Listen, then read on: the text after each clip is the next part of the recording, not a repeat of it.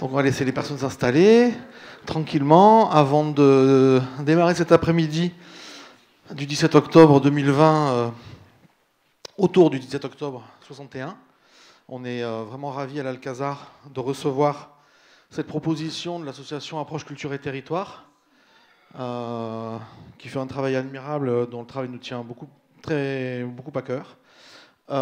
Donc pour l'organisation de la journée, vous voyez qu'on a des mesures sanitaires assez strictes, vous avez pu le constater à l'entrée, dans cette salle avec un siège sur deux, etc. Donc on va avoir la projection donc, du film de Mehdi Lalaoui. Ensuite, Olivier Lecourt, Grand Maison, nous parlera du 7 octobre 61 autour de son livre. Voilà, donc je passe la parole de suite à Saïd Bouknouch qui va nous présenter l'après-midi. Merci. Bonjour tout le monde. Je crois que cette distance, je peux enlever le masque. Je suis sûr que certains sont très déçus de ne pas voir Soraya aujourd'hui.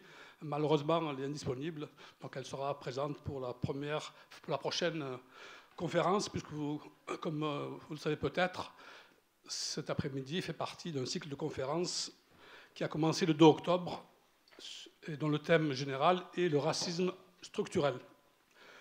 Le 17 octobre 61, une date importante et pourtant une date que beaucoup ne connaissent pas. Une date qui est peu enseignée, que ce soit à l'école, au lycée, à l'université, sauf évidemment pour ceux qui font des études d'histoire de cette période-là. Une histoire un peu oubliée aussi, la douleur des parents, enfin de mes parents entre autres, fait qu'ils n'ont jamais voulu parler de cela. Et donc, dans la question de la transmission, le problème s'est posé très souvent de comprendre très longtemps après que le 17 octobre 61, à Paris, il s'est passé des choses horribles dont, évidemment, personne ne peut être fier. On ne doit pas être fier, évidemment, ça ne veut pas dire qu'il faut l'occulter. Et donc, je pense que plus on aura des moments pour parler de ce qui s'est passé, et plus les choses iront mieux pour le pays. Alors, pour nous aider à comprendre, nous avons plusieurs amis. Mehdi Lalaoui, qui présente le film, que certains ont peut-être vu, mais qui mérite d'être vu et revu, et quand c'est possible, de faire l'effort de le diffuser un peu partout, parce que c'est vrai que ce film a vraiment eu des vertus pédagogiques très, très intéressantes. D'autre part, après le film, il y aura l'intervention d'Olivier Lecourt, Grand Maison. Ceux qui le connaissent savent qu'il a beaucoup travaillé sur les questions de colonisation. Et donc, son éclairage sera très important pour nous tous. Enfin, il y aura Samia Messaoudi, qui est membre de l'association Au nom de la mémoire, avec Mehdi Lalaoui, qui peut-être aura des choses à dire sur ce qui s'est passé le 17 octobre et aussi après, notamment au niveau des femmes. Après le film, donc, il y aura une conférence pas trop longue, une vingtaine de minutes, et ensuite le débat sera ouvert, évidemment. Merci beaucoup encore une fois à tous ceux qui ont fait l'effort de venir malgré la situation très difficile dans laquelle nous sommes.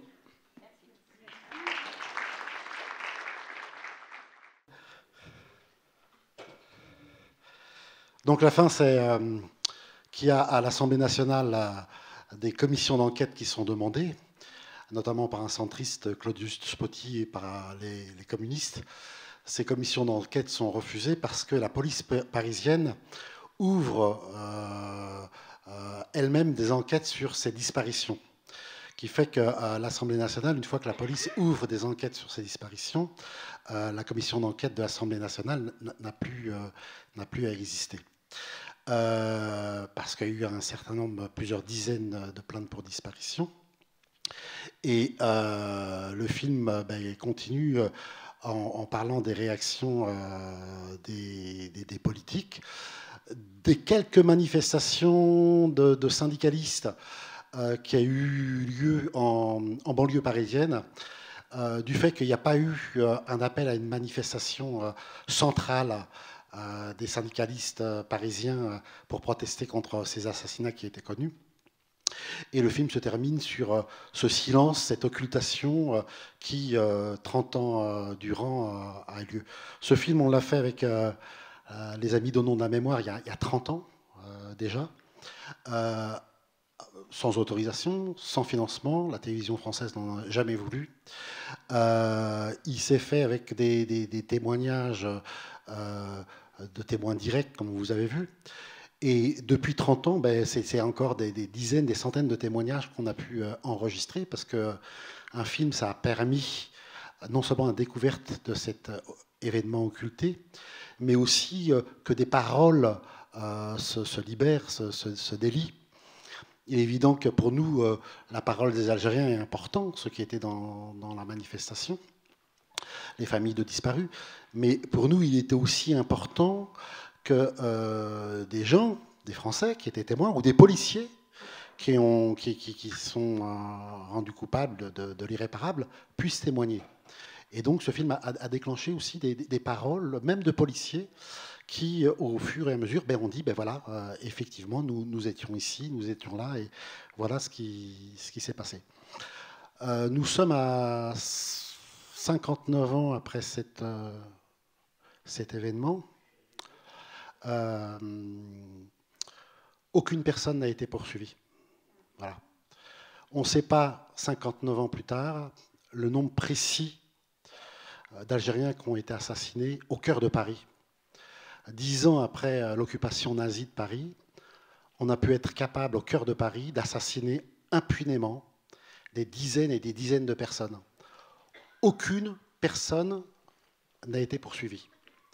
Seul Papon a été poursuivi, mais pas pour le 17 octobre 61, et pas pour son rôle dans l'affaire Hamziane, parce que Papon, avant d'être préfet de la Seine, était IGAS à Constantine, et il dirigeait une ferme, un centre de torture. Voilà.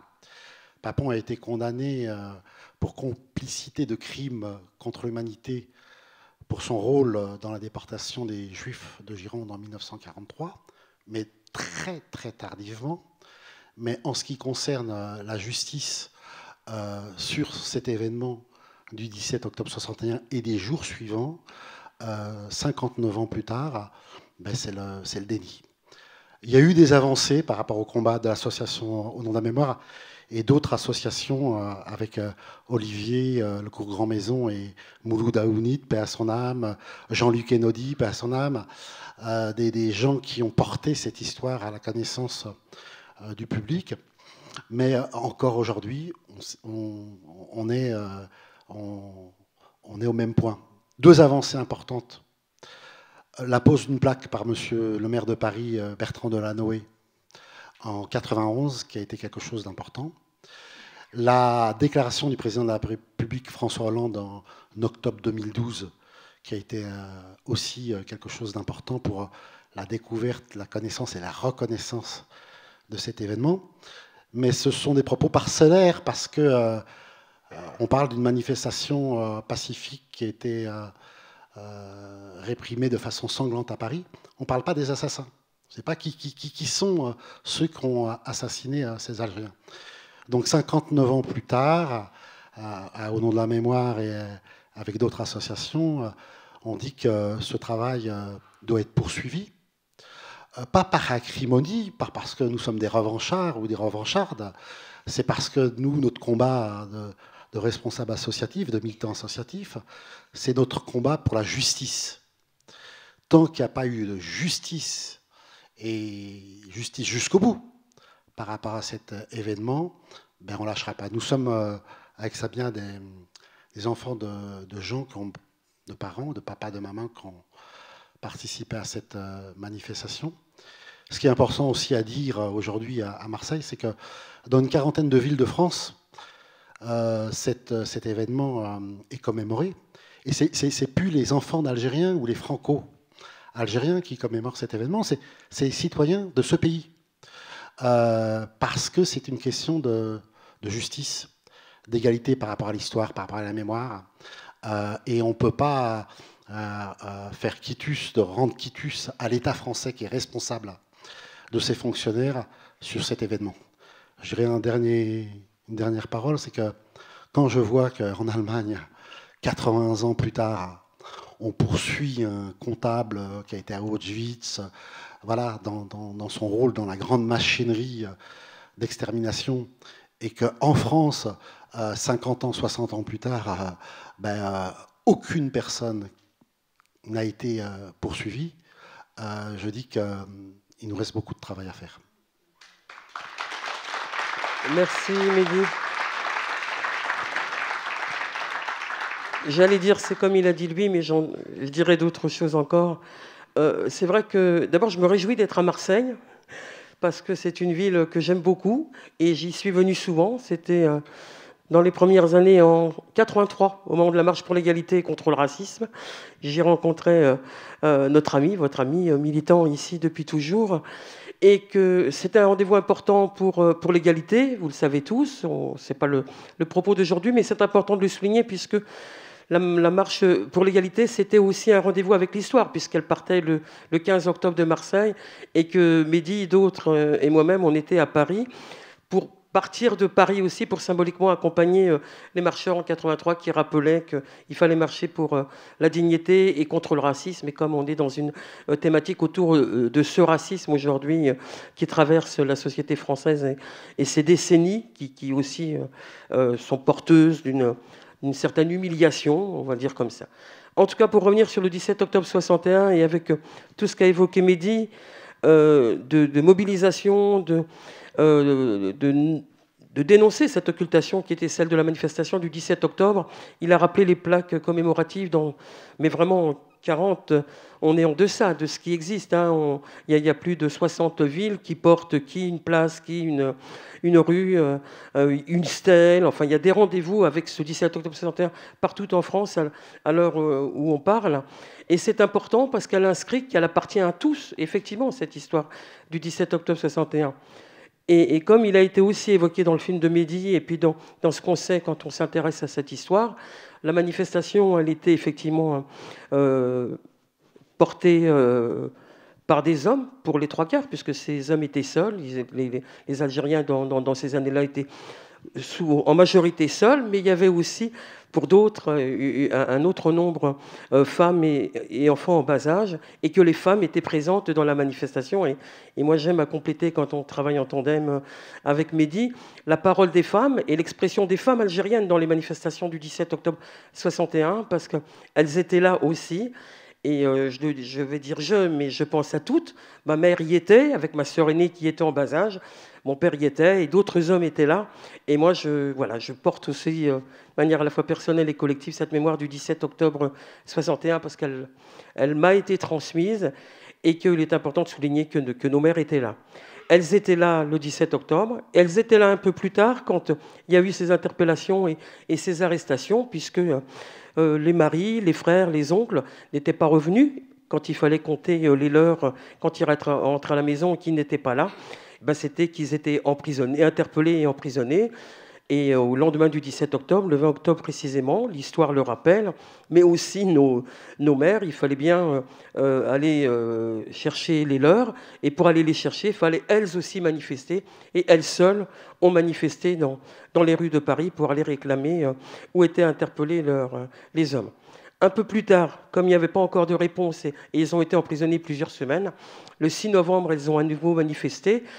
Et là, il y a eu la libération de ces hommes qui avaient subi des coups, qui étaient violentés, torturés, et qui étaient sortis de ces emprisonnements. Et là, il y a eu effectivement une dénonciation de toute cette violence, dénonciation faite aussi par les avocats. On a eu la chance de la rencontrer, évidemment, l'avocate qui parle dans le film. Il y a eu d'autres avocats qui ont dénoncé aussi la violence qu'avait subie le peuple algérien dans ces rues de Paris. Voilà un petit peu, on va participer au débat, et merci d'être nombreux cet après-midi à Marseille.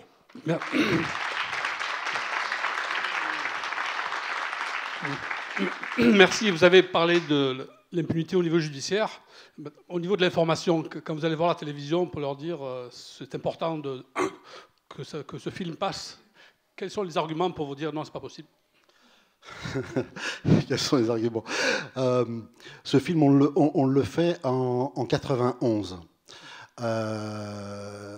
cette histoire a été pas seulement oubliée, elle a été occultée. Il y a eu une organisation d'occultation. C'est quand on travaille en 90 avec l'équipe Donnons de la mémoire pour retrouver les traces, par exemple dans les agences photographiques, on se rend compte, par exemple, qu'il y a des gens qui sont passés et qui ont l'agence France Presse, hein, pour le front photographique de l'agence France Presse. Il y a ce qui se passe le 16 octobre, il y a la grève des cheminots, il y a la déclaration de Khrouchtchev, etc. On sait ce qui se passe le 18 octobre, donc c'est documenté, il y a des photos voilà, de ce qui se passe en France et dans le monde. Et le 17 octobre, il y a des chemises vides. C'est-à-dire que toutes les photos de l'agence France Presse qui ont été prises pour cet événement-là, elles ont disparu.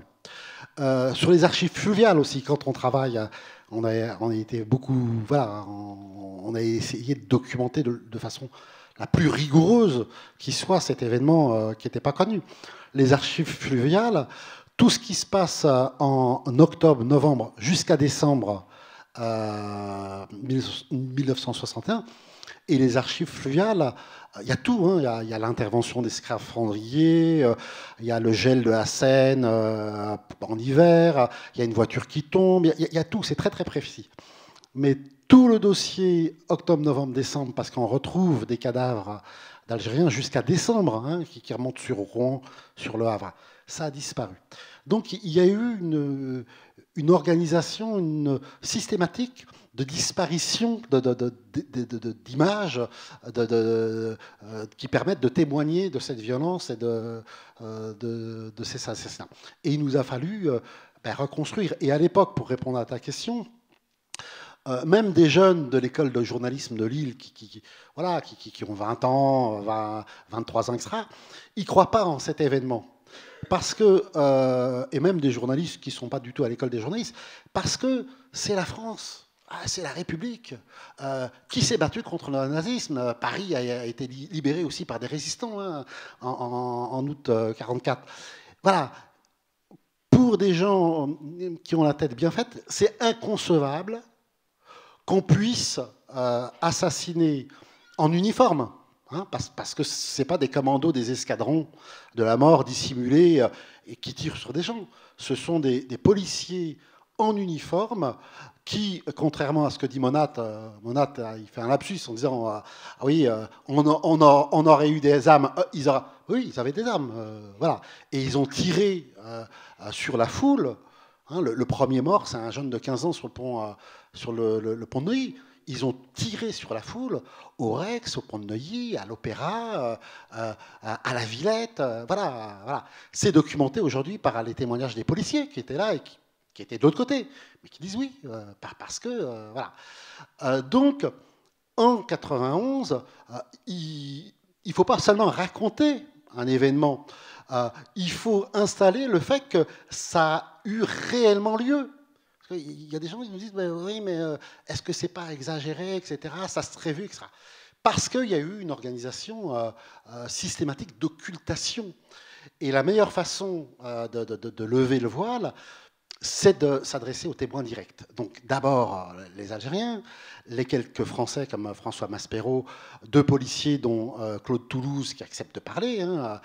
Claude Toulouse, quand il parle en 91, il reçoit des lettres de menaces, voilà, parce qu'on a en 91 deux policiers qui acceptent de parler à visage découvert et de mettre leur nom. Hein, c'est pas un floutage, etc. Mais quand on le voit à Toulouse, il a comment s'appelle un paquet de lettres de ses anciens collègues en lui disant traite, balance, hein, voilà. Donc ça n'a pas été facile.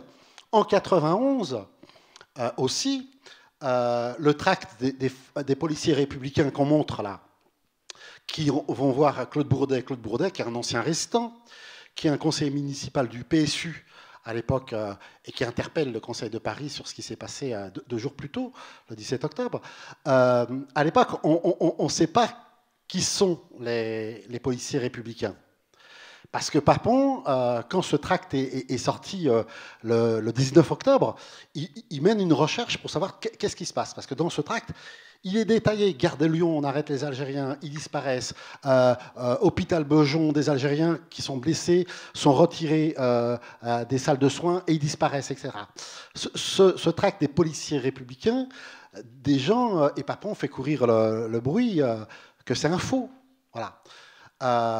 Et en travaillant d'année après année, on se rend compte que le tract des policiers républicains, c'est des anciens résistants de la police de Paris, qui ont mené aussi l'insurrection de Paris 9 ans plus tôt, des résistants communistes, hein, autant dire les choses, qui ont fait ce tract clandestinement, on a tout remonté, qui ont acheté une Renéo, à la Samaritaine, qui ont fait ce tract et qui ont détruit la Renéo parce que ils avaient affaire 9 ans plus tôt à la Gestapo et aux brigades spéciales qui pourchassaient les restants. Donc la Renéo a servi seulement pour ce tract et qu'ils ont distribué dans tous les commissariats. Et c'est eux qui vont voir Claude Bourdet en disant voilà ce qui s'est passé. Et Émile Posner, parce que c'est son nom, ce résistant communiste qui est à la base de ce tract, après, pratiquement sur son lit de mort, parce que nous, on l'a approché, mais il disait non, c'est pas nous, nanana. Mais pratiquement à l'hôpital, sur son lit de mort, il a dit bah oui, c'est nous, voilà, c'est nous qui avons fait ça, et qui nous a donné les détails voilà. Il y en a qui ont sauvé l'honneur, hein, l'irréparable était commis, mais il y en a parmi les policiers et ces policiers républicains qui ont dénoncé ces ratonnades, etc.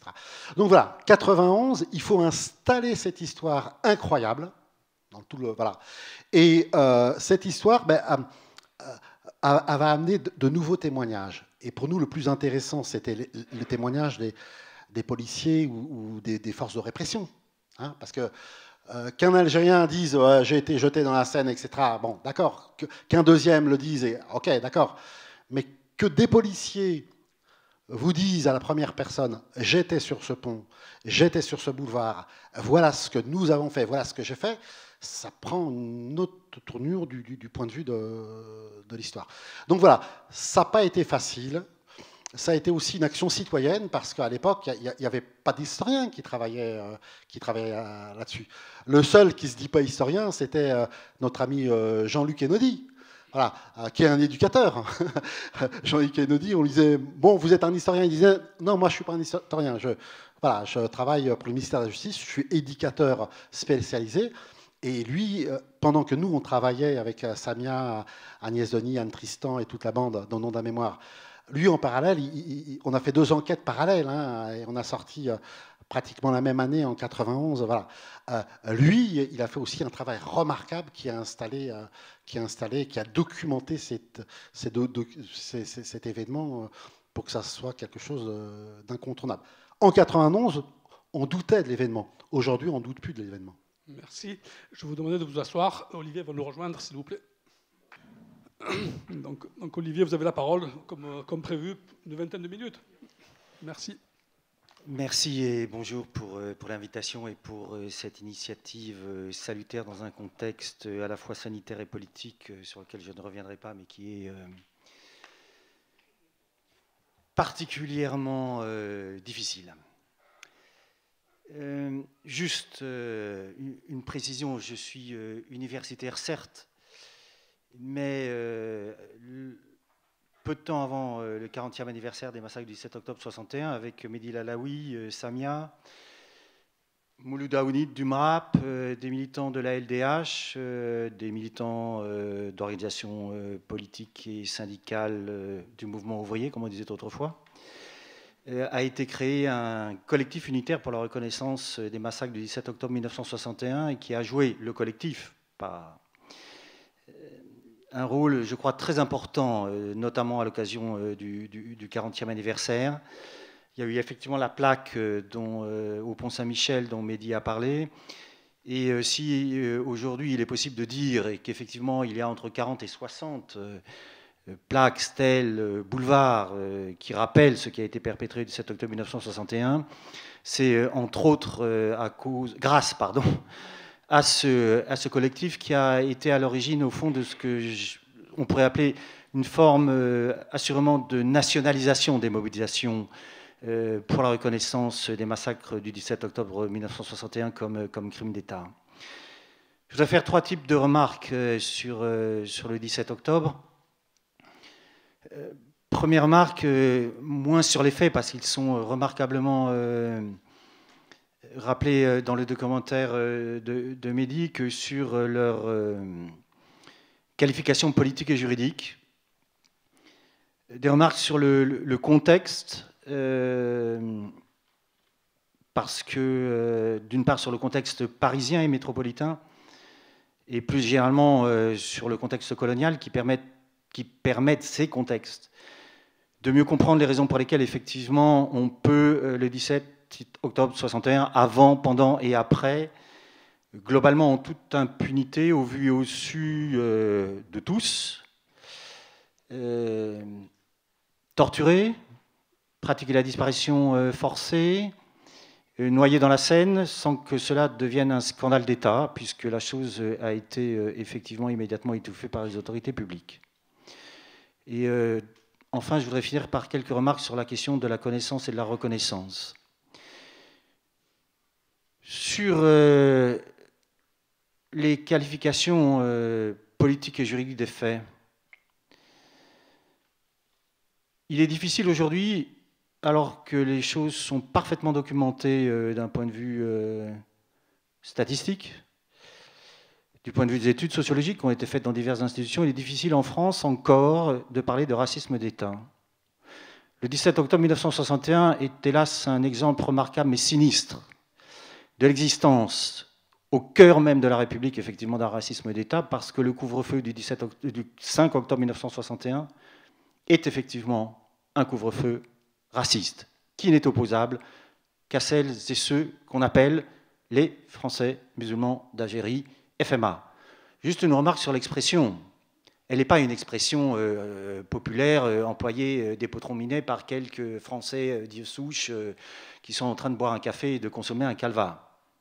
C'est une expression absolument officielle de la République, qui est forgée au lendemain de la Seconde Guerre mondiale pour désigner effectivement les Français musulmans d'Algérie, alors même que cette 4e République vient de rappeler dans son préambule le principe de non-discrimination, d'égalité, de liberté et de fraternité. Et en dépit de cela, effectivement, la République, la 4e et la 5e, son personnel politique, administratif et politique, n'en va pas moins continuer d'employer une expression FMA qui distingue effectivement au cœur de la nation un groupe spécifique, identifié, non plus sur des fondements ethnico-raciaux, mais en partie sur des fondements religieux, qui au fond constitue une sorte de corps d'exception,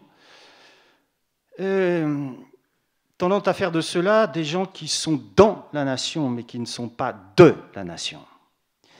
Et ce corps d'exception, il est possible de le soumettre en Algérie et en métropole à des dispositions d'exception, à des violences extrêmes.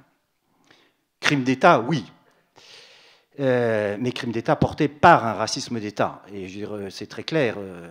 Le témoignage de François Maspero est exemplaire. Et d'ailleurs, il s'arrête, il dit au moins, quand cet officier ou ce policier intervient, il dit pas les blancs, c'est très clair. C'est bien un corps essentiel de l'État, la police comme institution, qui établit son action, ses contrôles sur la base d'un critère ethnico-racial et qui fait très nettement le partage entre les Arabes, vous me passerez les termes employés à l'époque et parfois aujourd'hui encore, et ceux qui sont réputés être bien nés, et nés d'ici et avoir la couleur de peau qui les permet supposément de les identifier comme bons Français. C'est donc un crime d'État, c'est donc aussi un crime raciste. Et par ailleurs, le film montre très bien, ça a été aussi documenté et très rapidement documenté, contrairement à une mythologie nationale républicaine qui voudrait qu'il y ait d'un côté l'Algérie livrée par les politiques aux militaires, et soit dit en passant, les politiques étaient pour l'essentiel d'entre eux issus de la SFIO, ils n'étaient pas les seuls, mais beaucoup d'entre eux. Donc d'un côté, une Algérie livrée par les politiques aux militaires et de l'autre, une métropole qui serait restée fidèle aux principes républicains qui l'animaient. Ce qui s'est passé le 17 octobre 1961 ruine totalement cette mythologie nationale républicaine. C'est même très bien documenté par un ouvrage qui a été publié par François Maspero, qui a été rédigé par Paulette Péju, qui est édité en 1961, qui s'appelle Ratonnades à Paris et des harkis à Paris. Et comme la 5e République, pardonnez-moi, ne se contentait pas d'adopter des législations discriminatoires et racistes et de commettre des crimes d'État racistes, c'était aussi une 5e République qui, à l'époque, prenait beaucoup de libertés avec les libertés démocratiques, puisque l'ouvrage de Paulette Péju n'est même pas arrivé dans les librairies, il a été saisi par les autorités policières chez l'éditeur lui-même. Le livre, effectivement, est un témoignage absolument extraordinaire qui confirme ce qui est dit dans le documentaire par l'avocate Nicole Rhin. Il était possible, à l'époque, si l'on voulait savoir, et il était au fond relativement possible de savoir où on torturait, dans quel hôtel, qui, comment, dans quelle proportion. Et l'ouvrage de Paulette Péju rapporte cela avec force, détail et précision. Crime d'État, disais-je, crime raciste, crime contre l'humanité. Il a été rendu hommage dans le film de façon indirecte, ou tout à fait directe, peu importe, à Nicole Rhin. Je voudrais rappeler ici la mémoire de Nicole Dreyfus, avocate du FLN, qui a très courageusement défendu des militants du FLN en Algérie et qui, plus tard, s'est engagée pour défendre des victimes et ou des descendants de victimes des massacres du 7 octobre 1961 et qui a essayé de faire valoir auprès des tribunaux français la thèse suivante selon laquelle il n'était pas possible d'opposer la prescription spécifiquement au massacre du 7 octobre 1961, justement parce que les massacres du 7 octobre 1961 étaient constitutifs d'un crime contre l'humanité. Elle n'a évidemment jamais vu ces plaintes déposées devant les tribunaux français aboutir. Crime contre l'humanité, pourquoi ? Pour un ensemble de raisons qu'il est relativement facile d'énumérer et qui sont les suivantes. Celles et ceux qui ont été assassinés l'ont été pour des raisons ethnico-raciales. Celles et ceux qui ont été assassinés l'ont été pour des raisons politiques. Celles et ceux qui ont été assassinés l'ont été pour des raisons religieuses. Enfin, celles et ceux qui ont été assassinés ont été exécutés sommairement et dans certains cas portés disparus. Disparition forcée. La disparition forcée, depuis, est effectivement devenue un crime contre l'humanité, notamment grâce à un très grand juriste français, Louis Joinet, qui a fait inscrire, fait développer et fait adopter une convention internationale contre la disparition forcée et qualifiant cette disparition forcée de crime contre l'humanité. Manque un élément constitutif du crime contre l'humanité qui est le plan concerté. Qui peut croire un instant que les policiers français ont agi à l'insu de leur hiérarchie? Le film, le documentaire le montre. Tout ce qu'on sait, les travaux de Jean-Luc Einaudi également le montrent. Non seulement ils n'ont pas agi à l'insu de leur supérieur hiérarchique Maurice Papon, mais celui-ci a en toute conscience non seulement favorisé le crime, mais l'a laissé faire et conduire alors même qu'il en était le témoin quasi direct, puisqu'on sait que dans la cour même de la préfecture de police de Paris, des hommes, des manifestants qui par définition ne présentaient plus aucun risque pour l'ordre public, ni pour la sécurité des biens, ni pour la sécurité des personnes, pas même pour la sécurité des fonctionnaires de police.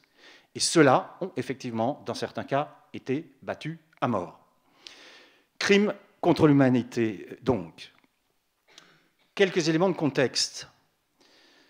C'est rappelé dans le documentaire, Maurice Papon, et c'est une promotion, est nommé préfet de police à Paris après avoir rendu, entre guillemets, de magnifiques services pour la défense de l'Algérie française et de la République impériale, coloniale. C'est pour ça qu'il est nommé à Paris. Mais Maurice Papon ne vient pas seul. Il vient avec ses hommes. Il ne vient pas seulement avec ses hommes, il vient avec ses méthodes. Celles de la guerre contre-révolutionnaire élaborée par les officiers supérieurs pendant la guerre d'Algérie. Ces méthodes, on les connaît. Elles ont été systématisées en Algérie.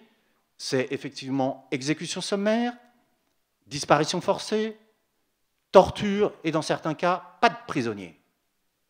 Et Maurice Papon applique tout cela à Paris. Qui peut croire un instant, quand on connaît la chaîne hiérarchique et l'organisation du pouvoir sur la Ve République en cas de crise, et de crise extrême, que Maurice Papon a pu agir sans avoir l'aval de son supérieur hiérarchique immédiat, à savoir le ministre de l'Intérieur Roger Frey, le Premier ministre Michel Debré, et au moins l'assentiment lointain du général de Gaulle, qui sans doute ne s'occupait pas des affaires d'intendance assurément, mais ne pouvait pas en être complètement étranger. Et effectivement, Maurice Papon applique l'ensemble de ces dispositions en métropole. Il y a même une note retrouvée, je crois, par Jean-Luc Einaudi, signée de sa blanche et très républicaine main, dans laquelle il écrit « Si les forces de l'ordre confrontées à des commandos de choc du FLN, ordre de les abattre ». Autrement dit, effectivement, il applique dans la capitale les consignes données aux militaires de l'autre côté de la Méditerranée, pas de prisonniers. Ça, en soi, c'est un crime de guerre. Connaissance et reconnaissance. Pour employer un langage martial, la bataille pour la connaissance, relativement aux événements du 17 octobre 1961 et à la guerre d'Algérie, cette bataille est pour l'essentiel gagnée. Ça ne veut pas dire qu'il ne faut pas continuer à chercher, ça ne veut pas dire qu'il ne faut pas demander l'ouverture des archives. Juste un mot sur ce point. Relativement aux archives, nous sommes souvent interpellés par des responsables politiques qui, lorsqu'ils sont eux-mêmes interpellés par des associations, disent « Ah, il faut que les historiens travaillent » ou ceux qui s'intéressent aux questions coloniales travaillent. Merci. Globalement, on n'a pas entendu les injonctions du pouvoir public pour travailler sur ce genre de sujet. 1. 2. Vous voulez que nous travaillions sur le sujet? Ouvrez-nous les archives. Il y a un texte, un arrêté ministériel, 2011, François Fillon, qui, contre la loi sur les archives de 2008, interdit désormais l'accès aux archives dès lors que celles-ci sont estampillées secret défense, alors même que la loi de 2008 autorise la communication de toutes les archives dès lors que le délai de 50 ans est passé, y compris lorsqu'il s'agit d'archives estampillées secret défense.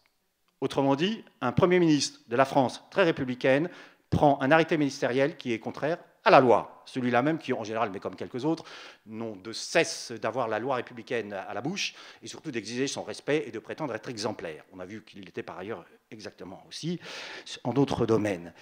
Mais passons, ce n'est pas l'objet de la conférence. Tant et si bien d'ailleurs qu'il y a aujourd'hui des historiens et des associations qui ont engagé une action un recours devant le Conseil d'État pour faire annuler le dit arrêté. La bataille pour la connaissance, globalement, elle est donc réalisée. Par contre, la bataille pour la reconnaissance, elle est, hélas, elle a progressé, assurément, ça a été dit, je ne vais pas y revenir. Mehdi Lalaoui a cité la phrase de François Hollande, enfin la phrase. Le communiqué laconique de François Hollande à la présidence de la République. Nous étions tous les trois et quelques autres devant le palais de l'Élysée à battre le pavé depuis quelques heures sous la pluie et dans le froid en attendant un hypothétique rendez-vous présidentiel qu'on nous avait promis qui n'est jamais arrivé. Nous nous sommes rendus au Pont-Saint-Michel et entre-temps nous avons appris donc le communiqué laconique de la présidence de la République dont nul ne peut douter eu égard à son importance et au fonctionnement de la présidence de la République qu'il a été ciselé par les conseillers de François Hollande, qui a priori et en général viennent plutôt des bonnes écoles de la République, et on peut leur faire crédit de savoir parler le français, de savoir les mots qu'ils utilisent et d'en connaître le sens. La formule est celle-là. La République reconnaît avec lucidité la sanglante répression du 17 octobre 61. Pardon? La République reconnaît avec lucidité la sanglante répression? Mais si la République était lucide et si celui qui était président de la République était véritablement lucide, mais alors ces faits ne peuvent pas être qualifiés de sanglante répression. Le terme est parfaitement inadéquat pour la réalité des faits. Il ne s'agit pas d'une répression aussi sanglante soit-elle. Il s'agit bien d'un massacre d'État. Autrement dit, oui, dans le contexte, c'est une petite avancée, mais très en deçà de ce à quoi nous serions en droit d'attendre. D'une part parce que, Mehdi Lalaoui l'a dit, le crime n'est pas à proprement parler qualifié, il n'a pas d'adresse, la préfecture de police, il n'a pas de nom, Maurice Papon, les responsables ne sont pas nommés. Si vous promenez à Paris, c'est une ville qui, en fait, relativement à un certain nombre de certains événements passés, est très profuse en plaques. Et il est fort bien qu'il en soit ainsi. Peut-être à Marseille aussi, d'ailleurs, sans doute, certainement d'ailleurs. Aujourd'hui, dans ce pays, il n'y ait pas une école maternelle, un collège, un lycée, dans lequel des enfants juifs, français ou étrangers, arrêtés par la police de Vichy et déportés par le dit régime dans le cadre de la collaboration, sur lequel il y a une plaque qui rappelle ça. Le crime est nommé, il est qualifié, ses responsables sont désignés, et ce crime a une adresse, l'État. Alors, pour éviter toute fausse polémique, je ne mets pas sur le même plan la destruction des Juifs d'Europe et les massacres du 7 octobre 1961. Crime de génocide dans un cas, crime contre l'humanité dans l'autre. Oui, bien sûr. Différence de nature, absolument. Mais par contre, on voit bien comment là, l'absence de reconnaissance est à l'origine de ce que j'interprète comme une discrimination politique, mémorielle et commémorielle qui vient s'ajouter à toutes les autres et qui affecte, comme par hasard, encore une fois, les héritiers de l'immigration coloniale et post-coloniale. Par ailleurs, président de droite comme de gauche, Premier ministre de droite comme de gauche, surtout dans le contexte actuel, la France est souvent présentée par celles et ceux qui la dirigent comme cette espèce de pays qui mène le monde par la grâce des beautés de son histoire, la Révolution française, les déclarations des droits de l'homme et des citoyens, les deux républiques, 3e, 4e, 5e, etc. etc. Relativement à la reconnaissance des crimes coloniaux, la France n'est pas cette locomotive lumineuse qui emmène l'humanité vers un avenir radieux. Elle n'est même pas le wagon de 2e ou 3e classe, c'est le petit wagonnet qui traîne derrière. Quelques exemples. La Grande-Bretagne, guerre des Mao-Mao, nous sommes dans les années 1945 jusqu'après la Seconde Guerre mondiale au Kenya. Des dizaines de milliers de morts, des camps de concentration. Les descendants de victimes et leurs héritiers ont porté une action en justice devant les tribunaux britanniques. Ils ont gagné. Ils ont obtenu des réparations financières. Gouvernement conservateur, aucun membre du gouvernement n'a osé faire la moindre déclaration condamnant le jugement qui a été rendu. Mieux, le même gouvernement conservateur a décidé d'ériger sur les frais de la Grande-Bretagne un mémorial à la mémoire des victimes à Nairobi. 2004, un siècle après le premier génocide perpétré par le très distingué général allemand Lothar von Trotha dans les territoires du sud-ouest africain, actuel Namibie, début des opérations, 80 000 membres des tribus héréros à la fin des opérations, entre 10 et 15 000. Premier génocide du XXe siècle. En 2004, un représentant de l'Allemagne se rend dans la capitale de la Namibie, à Windhoek, pour dire, qualifier la chose et assumer ce qui a été fait. Gouvernement de Nouvelle-Zélande, gouvernement d'Australie, gouvernement des États-Unis, gouvernement du Canada ont tous reconnu à un degré ou à un autre les torts insignes faits aux populations autochtones lors de la conquête et de la colonisation de ces territoires. Au Canada, non seulement il y a eu reconnaissance, mais dans certains cas, il y a eu réparation financière à l'endroit des héritiers et des descendants des peuples autochtones. Et la France ? Et la France ? Et la France, nous attendons toujours. Alors, je n'oublie pas que le jeune et sémillant président de la République qui est le nôtre, enfin élu en tout cas, a déclaré en tant que candidat devant une télévision privée algérienne que la colonisation avait été un crime contre l'humanité. C'est la première fois, effectivement, qu'un candidat à l'élection présidentielle qualifiait la colonisation en ces termes. Mais de retour à Paris, Emmanuel Macron, adepte du en même temps, a cherché à faire entendre qu'il avait dit cela, mais qu'en même temps il n'avait pas voulu le dire, qu'en tout cas il ne voulait pas blesser ceux qui en France étaient susceptibles de l'être par ces déclarations qu'il n'avait pas faites, mais qu'il avait faites quand même en Algérie. Et en tout cas, assurément, sauf si quelque chose m'a échappé, mais je n'ai pas l'impression, je n'ai pas à vous dire, que Emmanuel Macron, président de la République élu, ait fait la moindre déclaration en ce sens. Et j'ai même tendance à considérer que, eu égard aux options politiques qui sont désormais les siennes, à savoir flatter,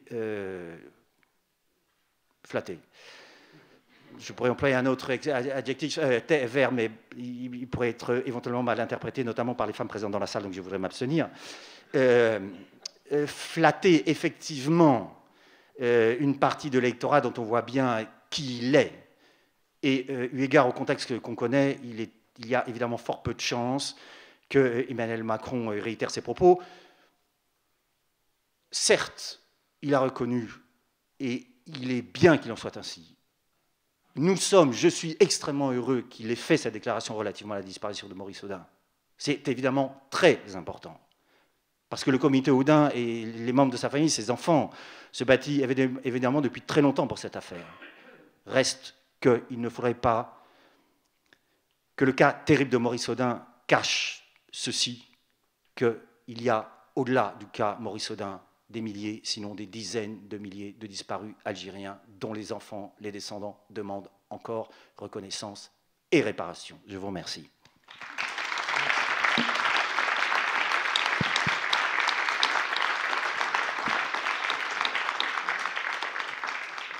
Merci. Avant de commencer à prendre les questions dans la salle, j'ai une question, une curiosité. En 61, l'opinion internationale, les pays qu'on dit développés les plus importants, est-ce qu'ils ont réagi par rapport à ce qui s'est passé ou est-ce que le déni a commencé dès ce moment-là ailleurs qu'en France? À qui s'adresse la question? À vous de choisir.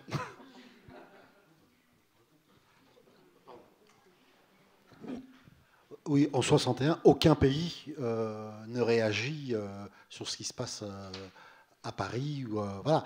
Il y a des prises de position sur la guerre d'Algérie par rapport à la presse anglaise, américaine, belge. On documente ce qui se passe en Algérie, mais par rapport à l'événement du 17 octobre 1961, très très peu de choses. Par contre, quelques mois plus tard, la presse internationale va se faire l'écho de Sharon.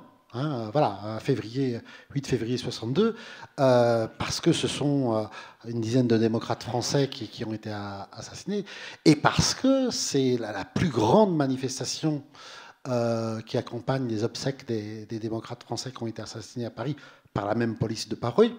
Il y a 1 million de personnes, il y a entre 500 000 et 1 million de personnes dans les rues de Paris. Et donc, à ce moment-là, la presse internationale documente de façon très, très, très importante cette manifestation aux victimes de Sharon en février 62. Merci. Comme on vous l'a dit, donc, si vous voulez prendre la parole, il faut lever le doigt. Et on vous amène le micro parce que comme on enregistre, on a besoin que ce soit bien audible. Ok, bonjour. Donc, c'est sûr que la France a plus que du mal avec les crimes du colonialisme. Alors, on ne va pas tous les citer parce qu'on n'aurait pas le temps, mais le massacre de Sétif en mai 45, les massacres à Madagascar, ce qui s'est passé en Indochine aussi, voilà, tout ça est occulté de l'histoire nationale, bien sûr, le 17 octobre 61. Tout ça est occulté du récit national. Comme vous l'avez très bien expliqué, on n'a pas droit aux sources, on ne veut pas en parler, les documents ont disparu et tout. Mais là, on est donc 59 ans après. Donc, on n'en parle toujours pas. Enfin, si on en parle là, mais je dirais la République française n'en parle toujours pas, ne l'officialise pas. Est-ce que ce n'est pas dû justement à une politique, à un système qui est toujours en place, même s'il a évolué, même s'il a changé, même s'il s'est adouci ou arrondi aux angles, d'un colonialisme intérieur? Et je dirais, ce racisme d'État dont vous avez parlé, même s'il a changé, est-ce qu'il n'existe pas encore? Et je voudrais juste en donner un exemple, parce que aussi à Marseille, on commémore 2 ans. 2 ans de la mort de Zineb. Zineb, elle a été tuée par un policier en uniforme, juste là, à 200 mètres d'ici. Au niveau de la justice, c'est une catastrophe. Le dossier a été dépaysé. Enfin, tous les bâtons sont mis dans les roues pour que rien ne soit jugé. Au niveau de la mémoire, oui, bien sûr qu'il y a des gens qui essayent dans Marseille de la faire vivre, cette mémoire. Mais officiellement, c'est occulté. Voilà. Le ministre, M. Castaner, ne savait même pas qu'une personne était morte à Marseille. Voilà. Donc, il l'a nié. Et alors, ma question, c'est ça. Est-ce qu'il y a ce système d'un colonialisme intérieur, puisque la France n'a plus les moyens d'un colonialisme extérieur, hein, mais d'un colonialisme intérieur, est-ce que ce racisme d'État, il est toujours là, même s'il a changé, hein, même si c'est... voilà. Mais est-ce qu'on est toujours dans ce système-là, avec bien sûr des évolutions? Merci. On prend une deuxième question? Ah, d'accord. Bien, merci. D'abord, peut-être un constat en forme d'interrogation et deux questions derrière. Vous avez évoqué le fait que les deux préambules de la Constitution 4e et 5e République faisaient référence aux libertés fondamentales, enfin, aux droits de l'homme de façon plus générale. Et ça m'interroge d'un point de vue de ce qu'a pu dire notamment Robert Badinter lorsqu'il dit que la France est le pays d'où la Déclaration des droits de l'homme est partie, ou du moins on l'a exprimée, mais peut-être pas nécessairement le pays des droits de l'homme. Et puis les deux questions, la première, elle se situe d'un point de vue des crimes contre l'humanité dont on dit qu'ils sont imprescriptibles. Cela signifie-t-il, ou du moins compte tenu du fait qu'un grand nombre de protagonistes ont disparu, cela ferme-t-il les portes à toute enquête, ou en tout cas à toute poursuite judiciaire de ce point de vue-là? Et la deuxième question, vous avez évoqué le fait que Fillon, en fonction, prend un arrêté. Et dans un état de droit, on a affaire à ce qu'on appelle la hiérarchie des normes. La loi s'oppose-t-elle à cet arrêté? Et du moins, les historiens ont-ils pu quand même, cependant, accéder aux archives sur ce qui s'est passé à ce moment-là? Merci. Merci. Olivier, s'il vous plaît. Alors, pour répondre, les réponses seront forcément partielles. J'espère pas partiales, mais seulement partielles. La France n'est plus une puissance coloniale, c'est à voir. À ma connaissance, la Nouvelle-Calédonie ne fait pas exactement partie de la métropole, et j'ai ouï dire que c'est une colonie. Elle n'est pas la seule, d'ailleurs. Et j'ai ouï dire aussi qu'un certain nombre d'événements qui ont eu lieu là-bas relèvent d'un traitement colonial des populations, disons, autochtones, non pas seulement en matière de discrimination à la fois économique, sociale, spatiale et financière, mais également en matière d'usage de violence extrême lorsqu'il s'agit, disent-ils, de rétablir l'ordre dit républicain. Et dans ce cas-là, en général, ils sont assez peu regardants sur les 10 principes. Sur la permanence d'un racisme d'État, qu'il y ait des filiations, oui. Que ces filiations puissent être établies, assurément. Antérieurement au 17 octobre 1961, bien sûr, sous la 4e République, oui. Simplement rappeler, ça va en partie répondre au début de la seconde question, la phrase effectivement de Badinter, et qui est, je crois, exemplaire, et corroborée hélas depuis par des études. Robert Badinter a effectivement déclaré ceci: la France est le pays de la Déclaration des droits de l'homme, mais pas le pays des droits de l'homme. Pas même d'ailleurs après 1945, puisque relativement aux Français musulmans d'Algérie et en Algérie, est établie immédiatement après la question des 2 collèges. L'objectif poursuivi peut être énoncé très vite, très rapidement. Il s'agit, pour que la France conserve le pouvoir en Algérie, d'assurer la surreprésentation des citoyens français d'origine européenne et d'assurer la sous-représentation de la majorité de la population, à savoir les Français musulmans d'Algérie. Autrement dit, à peine est-elle installée, cette 4e République, que déjà elle viole les principes qu'elle vient solennellement de rappeler.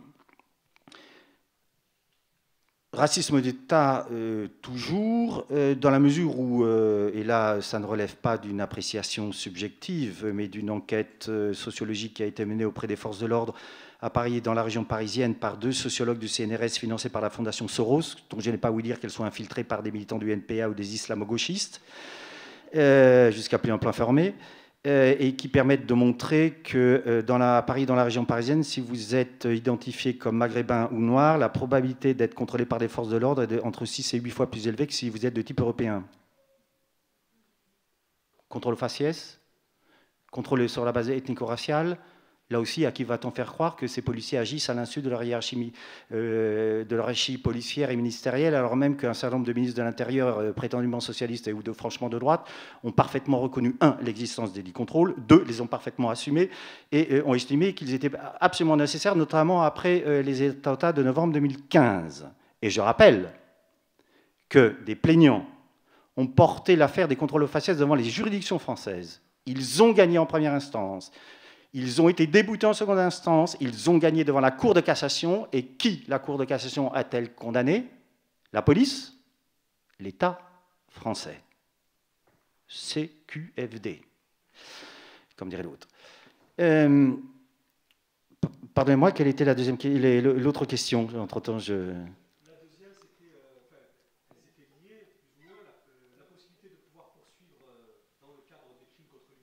Ah oui. Alors, il y a deux types de crimes pour lesquels il y a une imprescriptibilité. C'est le crime de génocide et le crime contre l'humanité. Cette imprescriptibilité est liée à ceci qu'il est considéré que ces crimes, eu égard à leur ampleur, à leur gravité, n'affectent pas celles et ceux qui ont été immédiatement tués, exterminés, génocidés, mais a des conséquences longtemps sur les descendants. La conséquence étant qu'il n'y a pas de délai entre le moment où les crimes ont été commis et le moment où il est possible de saisir la justice. Quel que soit le temps écoulé, il est possible de le faire. Mais évidemment avec une limite, qui est qu'en droit, et ça paraît relativement normal, il n'est pas possible de poursuivre quelqu'un ou quelqu'une supposément responsable de crimes de guerre, de crimes de génocide ou de crimes contre l'humanité si celle-ci ou celui-là n'est plus vivant, parce que par définition, il faut pouvoir l'entendre dans le cadre d'un procès démocratique et contradictoire. Et donc, effectivement, vraisemblablement, c'est même pas vraisemblablement, il n'y aura en France jamais aucun procès des responsables du 17 octobre 1961, comme il n'y aura vraisemblablement, hélas, jamais plus aucun procès relativement aux crimes commis pendant la guerre d'Algérie. Le général Aussares est mort très tranquillement à Paris, dans le 15e arrondissement, après avoir reconnu au moins plusieurs choses. Un, qu'il avait effectivement commis des crimes de guerre, pratiqué la torture, des exécutions sommaires et des disparitions forcées. La réaction des autorités à l'époque, Premier ministre Jospin, réaction à la hauteur de l'événement, assurément, puisque ce général Aussares a été privé de faire état de ses décorations et de les porter en public. Ah, mon Dieu, quelle terrible peine! Je rappelle, soit dit en passant, que là aussi et là encore, quand on veut bien se prêter au jeu des comparaisons, et en inversant la célèbre proposition, quand je m'observe, ça m'accable, et quand je me compare, ça me rassure. Là, pour la France, c'est exactement l'inverse. Qu'elle est belle dans son beau miroir et qu'elle se contemple lorsqu'on écarte tout ce qui est à côté. Simplement, en matière de crimes contre l'humanité, et là, c'est un rapport avec la guerre d'Algérie le 17 octobre 1961, c'est qu'on sait, entre autres grâce à Aussares, que les techniques... Pardonnez-moi. Que les techniques de la guerre contre-révolutionnaire ont été exportées par des officiers supérieurs français avant même la fin de la guerre d'Algérie, d'une part auprès d'un certain nombre de généraux américains et d'autre part auprès des officiers supérieurs de l'armée argentine, et qu'à quelques centaines de mètres du palais présidentiel à Buenos Aires, il y avait une antenne de l'armée française. Je rappelle qu'effectivement, les généraux de l'armée argentine ont fait un usage remarquable des techniques de la guerre contre-révolutionnaire. 1976, entre 30 et 35 000 disparus, avec les mêmes techniques que pendant la guerre d'Algérie, crevette Bijard à Alger, c'est-à-dire on jetait le corps, parfois éventuellement vivant après avoir été torturé, de militants ou supposés tels du FLN.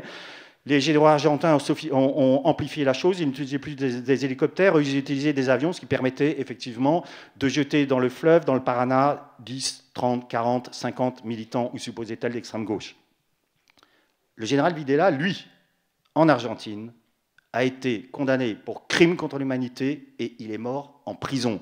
Je rappelle que Maurice Papon, dont Mehdi Lalaoui a effectivement rappelé qu'il avait été seulement condamné pour ses actions pendant la guerre, complicité de crimes contre l'humanité à raison de ses responsabilités comme préfet de la Gironde, a fait quelques mois de prison et est sorti libre de la prison de la Santé pour des motifs de santé et par la suite a vécu plusieurs mois, sinon plusieurs années. Visiblement, les maux qui étaient les siens n'étaient pas à ce point grave qui supposait son élargissement. Voilà comment la France républicaine traite ces criminels contre l'humanité.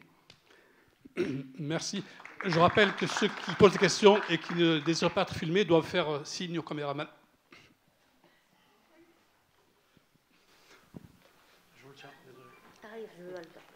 Je ne sais pas si je pourrais...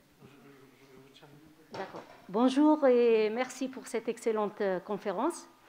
Moi, je voudrais poser une question qui me dérange depuis longtemps. C'est comment une manifestation de 30 000 personnes organisée, pacifique et qui était, devient un non-événement qui tourne au massacre et que ce massacre dure plusieurs jours.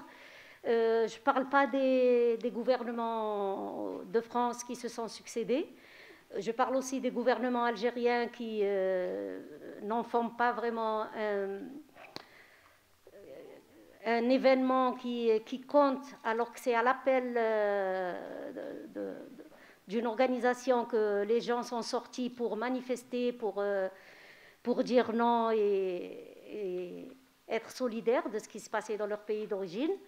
Donc, ma question, c'est surtout, je suis algérienne de France et il y a plusieurs générations maintenant, et il y a beaucoup plus d'Algériens qu'à l'époque, et personne, à part une poignée, quelques dizaines, qui se rendent chaque année sur le pont pour jeter une gerbe du pont de Saint-Michel, il n'y a personne qui semble concerné. Et nos jeunes ne semblent pas connaître du tout cette histoire de ce qui s'est passé. Donc, c'est ma question. Et là, je n'ai pas pu bien exprimer, excusez-moi. Donc, Merci. Merci. Une autre question par ici.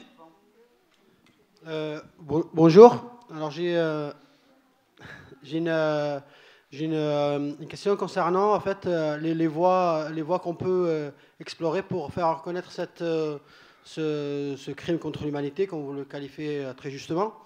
Moi, j'ai déjà dû interpeller Patrick Minucci à l'époque quand il était député, et il s'est engagé publiquement et m'envoie même un courrier pour porter une proposition de loi pour reconnaître ce crime devant l'Assemblée nationale. Ma question, est-ce que vous avez exploré cette voie par la voie législative? Parce qu'il n'y a pas de reconnaissance, il n'y a pas une loi qui reconnaît les dits crimes, y compris celui du 8 mai 45, l'autre 8 mai 45. Ça, c'est ma première question. Ma deuxième question, je voulais rappeler aussi que la guerre antisubversive a été aussi utilisée en Algérie en 92 par le régime algérien, et on a 25 000 disparus en Algérie aussi, pour ne pas oublier que la dictature, ce n'est pas que Pinochet, c'est les régimes algériens aussi. Olivier, si vous voulez bien.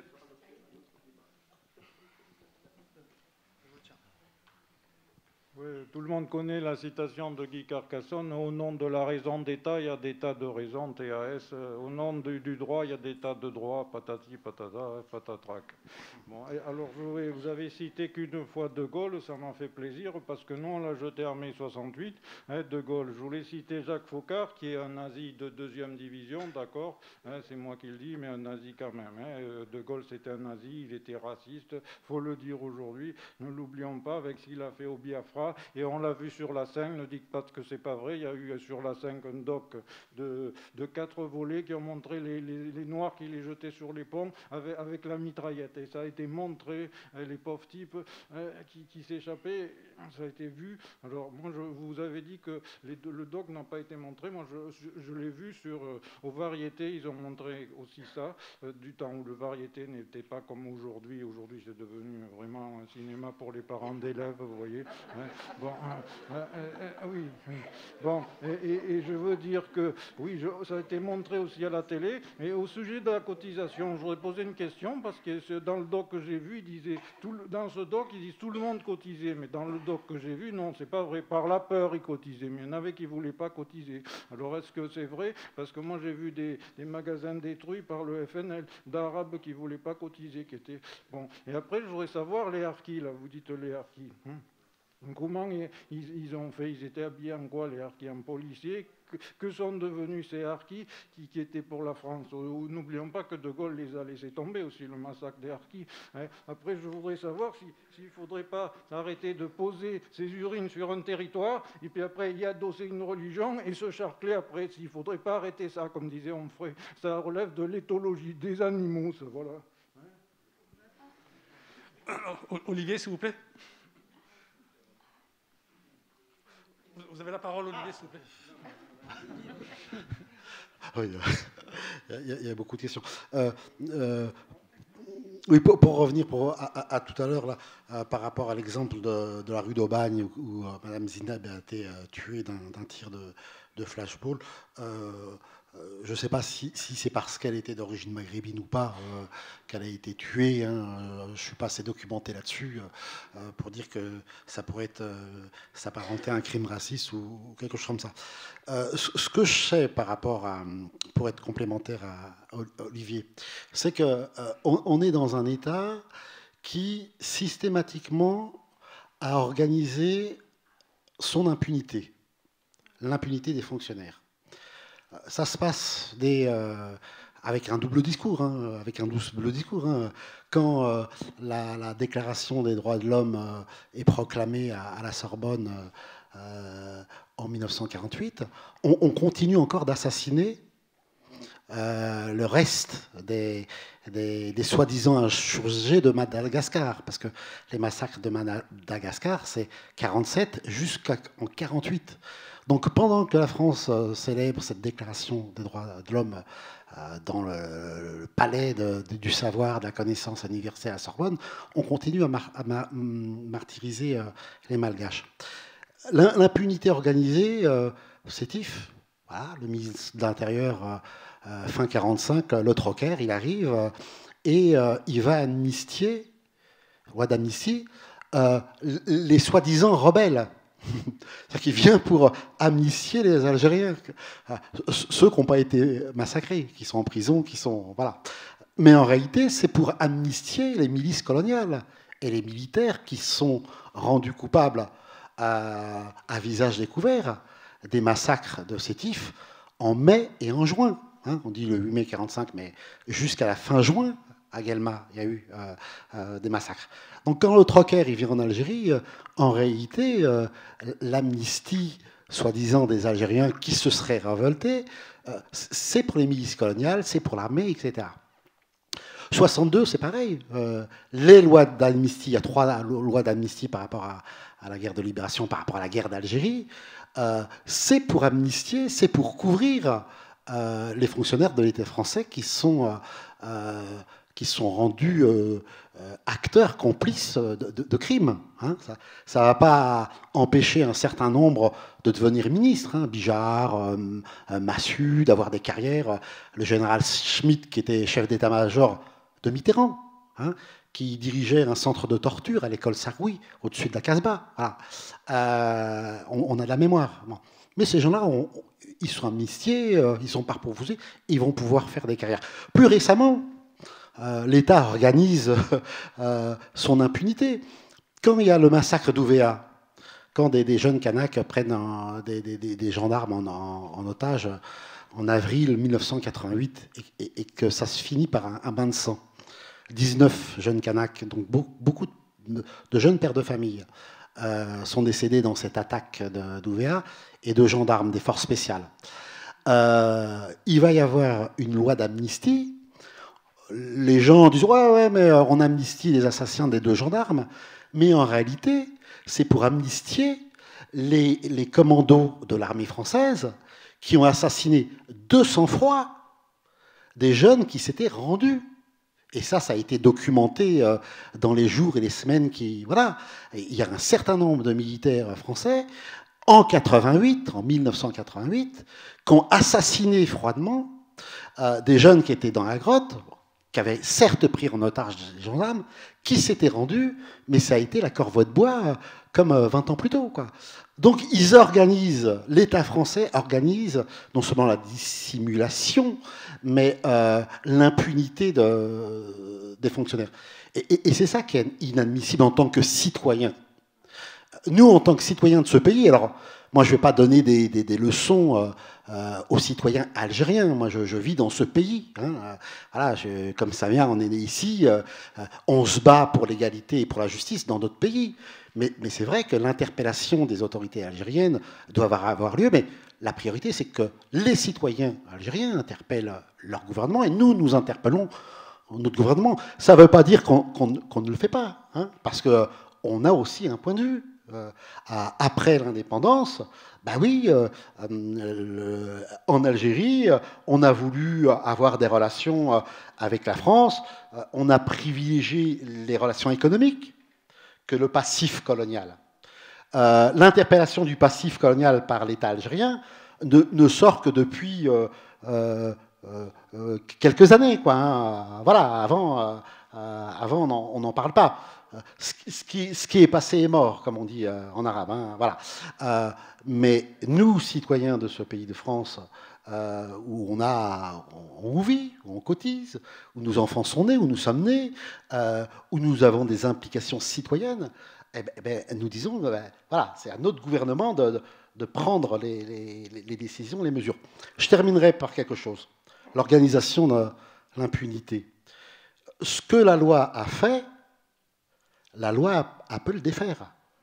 Et quand vous citiez tout à l'heure Menucci, qui faisait partie de l'association France-Algérie, qui a posé au ministre de l'Intérieur, qui s'appelait Manuel Valls à l'époque, une question justement là-dessus. Valls, il a posé une question à l'Assemblée nationale, des questions du mercredi.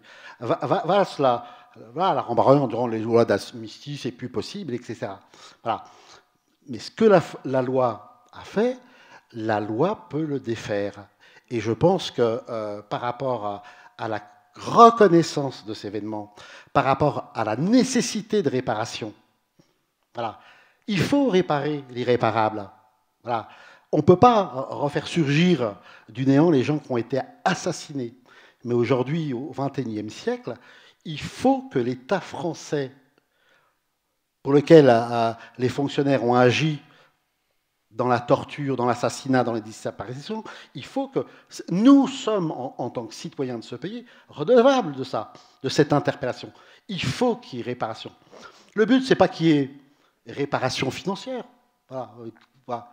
Mais que, par exemple, il y ait la création, par exemple, d'une fondation pour la fraternité, d'une fondation pour la fraternité et pour la réconciliation franco-algérienne, qui donnerait des bourses aux jeunes étudiants français, aux jeunes étudiants algériens pour la connaissance de l'histoire commune de leur pays.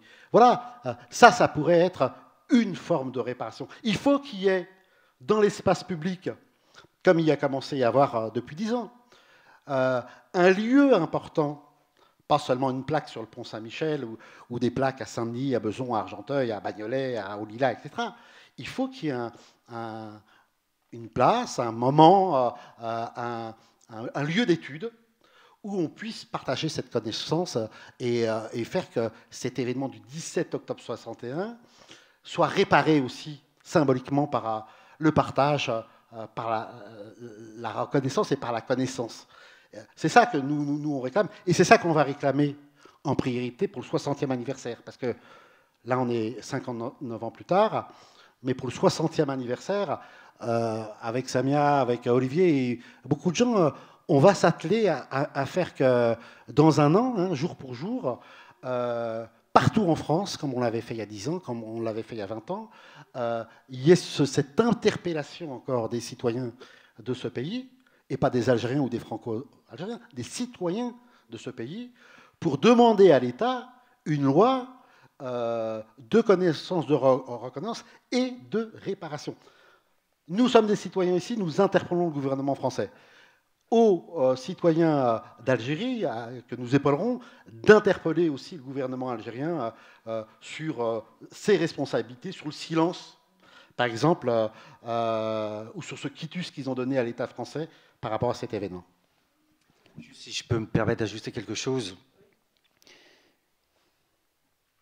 relative à l'importance des reconnaissances par des municipalités, parce que c'est évidemment un levier très important pour souligner plus encore le décalage qu'il y a désormais entre la reconnaissance par un certain nombre de municipalités des crimes du 17 octobre 1961 et du 8 mai 1945, et le silence retentissant des plus hautes autorités de l'État au niveau national.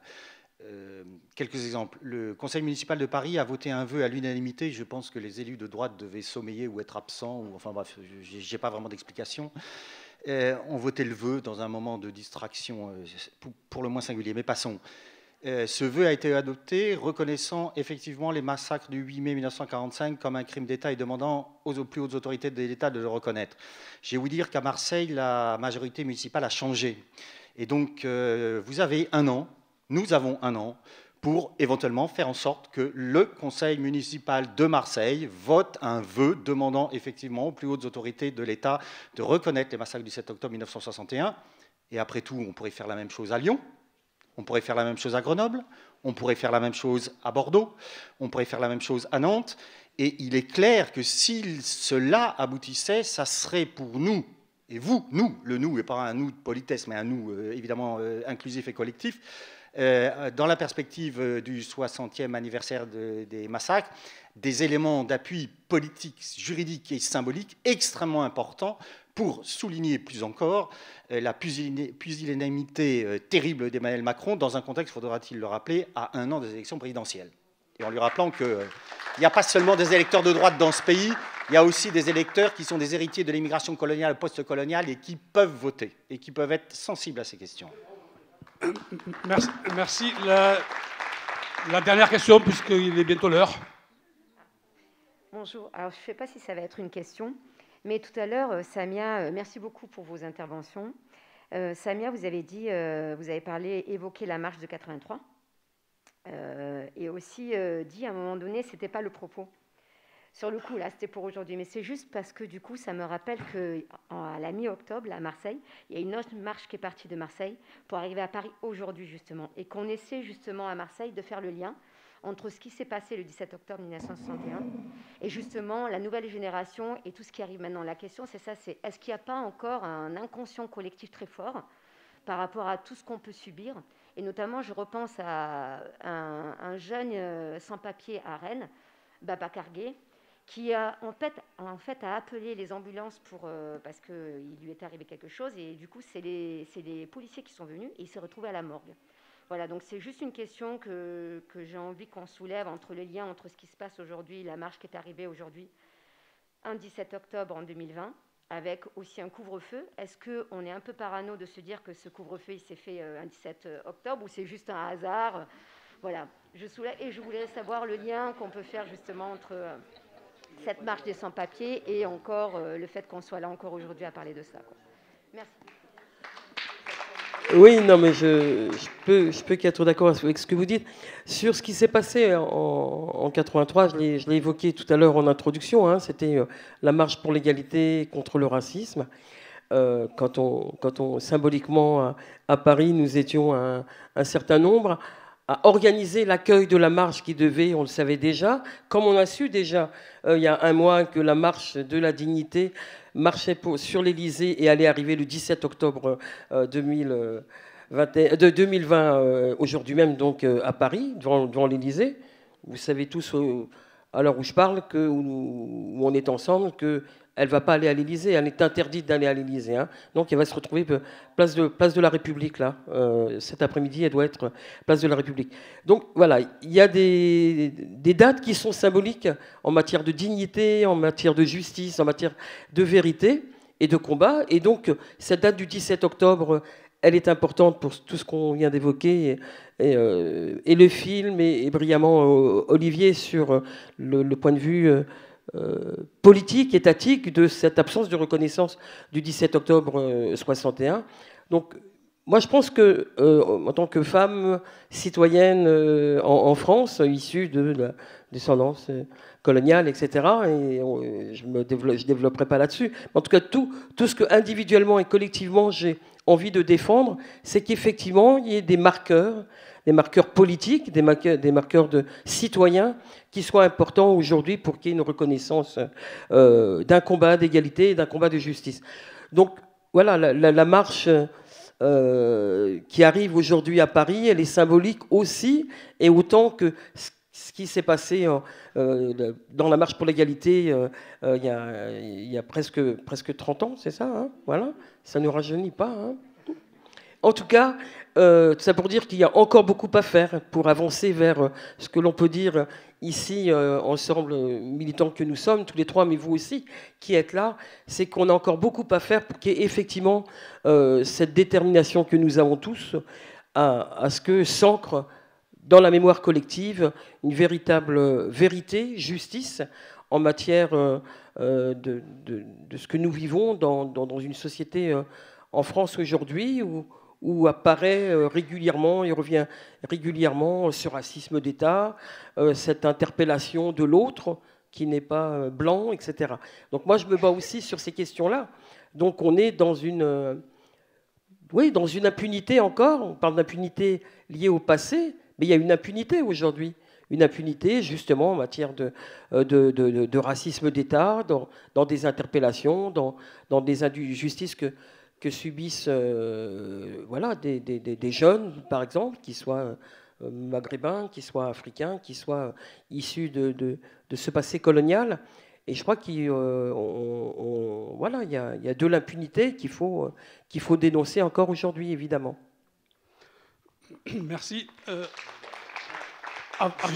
Juste un tout petit rajout. Nous avons une réunion du collectif unitaire pour la préparation du 17 octobre 1961 où il y avait des représentants de la marche pour la dignité.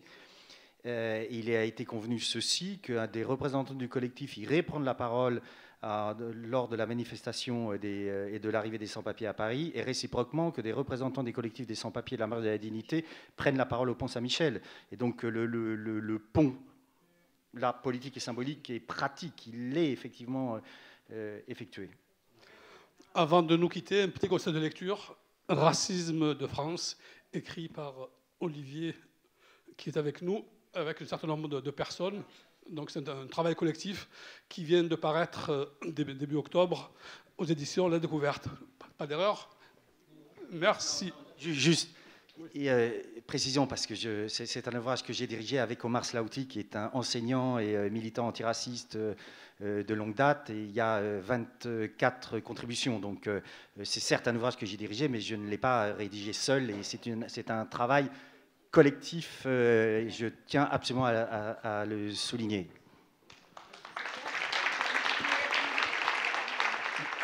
Merci.